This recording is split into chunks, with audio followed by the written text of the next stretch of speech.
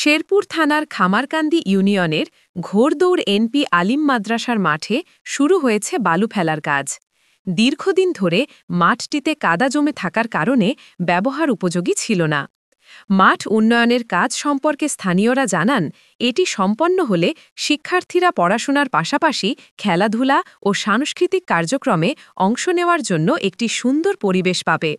বিশেষ করে ক্রীড়া প্রতিযোগিতা, বার্ষিক ক্রীড়া অনুষ্ঠান, ক্রিকেট খেলা, ভলিবল খেলা ও ফুটবল ম্যাচ আয়োজন করা যাবে নির্বিঘ্নে।